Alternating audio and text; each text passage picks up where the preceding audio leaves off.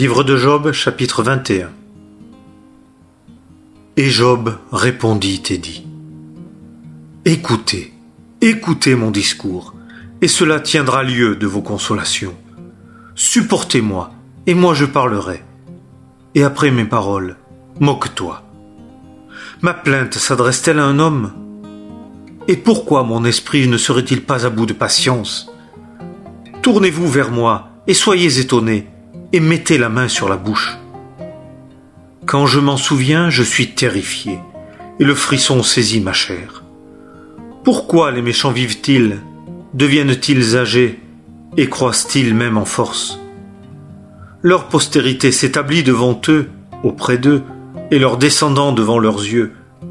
Leurs maisons sont en paix, loin de la frayeur, et la verge de Dieu n'est pas sur eux. Leurs taureaux engendrent sans manquer, leurs vaches vêlent et n'avortent pas. Ils font sortir leurs jeunes enfants comme un troupeau, et leurs enfants s'ébattent. Ils chantent au son du tambourin et de la harpe, et se réjouissent au son du chalumeau. Ils passent leurs jours dans le bonheur, et en un moment descendent dans le shéol. Et ils disent à Dieu : Retire-toi de nous, nous ne prenons pas plaisir à la connaissance de tes voies. Qu'est-ce que le Tout-Puissant pour que nous le servions ? Et que nous profitera-t-il de nous adresser à lui ? Voici, leur bonheur n'est pas dans leurs mains. Loin de moi le conseil des méchants. Combien de fois la lampe des méchants s'éteint-elle, et leur calamité vient-elle sur eux, et leur distribue-t-il des douleurs dans sa colère ? Et sont-ils comme la paille devant le vent, et comme la balle chassée par la tempête ? Dieu réserve à ses fils la punition de sa méchanceté. Il la lui rend, et il le saura. Ses yeux verront sa calamité, et il boira de la fureur du Tout-Puissant. Car quel plaisir a-t-il à sa maison après lui, quand le nombre de ses mois est tranché ? Est-ce à Dieu qu'on enseignera la connaissance, quand c'est lui qui juge ceux qui sont hauts et levés ? L'un meurt en pleine vigueur, entièrement tranquille et à l'aise. Ses flancs sont garnis de graisse et la moelle de ses os est abreuvée. Et l'autre meurt dans l'amertume de son âme et n'a jamais goûté le bonheur. Ils gisent ensemble sur la poussière et les vers les couvrent. Voici, je connais vos pensées et vos plans contre moi, pour me faire violence. Car vous dites : où est la maison du noble, et où la tente des demeures des méchants ? Ne l'avez-vous pas demandé à ceux qui passent par le chemin ? Et n'avez-vous pas reconnu ce qui les distingue ? Que le méchant est épargné pour le jour de la calamité, qu'ils sont emmenés au jour de la fureur ? Qui lui dira en face sa voix ? Et ce qu'il a fait, qui le lui rendra ? Il sera conduit dans un sépulcre, et sur le tertre il veillera. Les mottes de la vallée lui sont douces, et après lui, tout homme suit à la file, et ceux qui l'ont précédé sont sans nombre. Et comment me consolez-vous avec de vaines consolations ? Vos réponses restent perfides. Livre de Job, chapitre 22. Et Éliphaz le Thémanite répondit et dit : L'homme peut-il être de quelque profit à Dieu ? C'est bien à lui-même que l'homme intelligent profitera. Est-ce un plaisir pour le Tout-Puissant que tu sois juste, et un gain pour lui que tu sois parfait dans tes voies ? Contestera-t-il avec toi parce qu'il te craint, et ira-t-il avec toi en jugement ?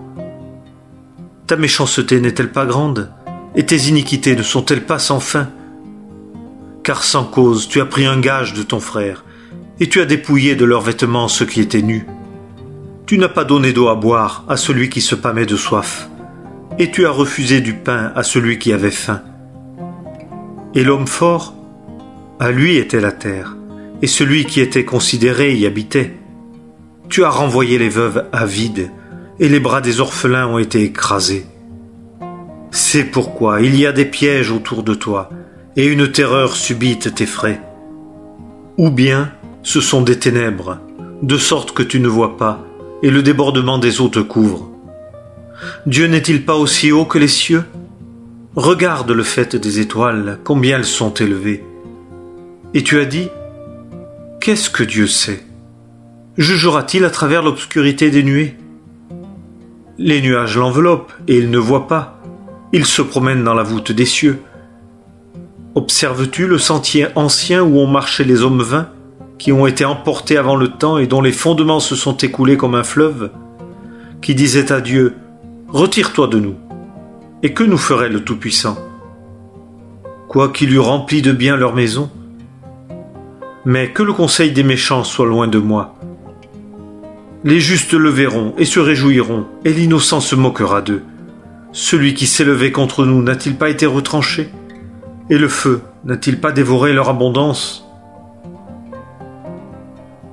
Réconcilie-toi avec lui, je te prie, et sois en paix. Ainsi le bonheur t'arrivera. Reçois l'instruction de sa bouche, et mets ses paroles dans ton cœur. Si tu retournes vers le Tout-Puissant, tu seras rétabli. Si tu éloignes l'iniquité de ta tente, et que tu mettes l'or avec la poussière, et l'or d'Ophir parmi les cailloux des torrents, le Tout-Puissant sera ton or, et il sera pour toi de l'argent amassé. Car alors tu trouveras tes délices dans le Tout-Puissant, et vers Dieu tu élèveras ta face. Tu le supplieras, et il t'entendra, et tu acquitteras tes vœux. Tu décideras une chose, et elle te réussira, et la lumière resplendira sur tes voies. Quand elles seront abaissées, alors tu diras, « Lève-toi !»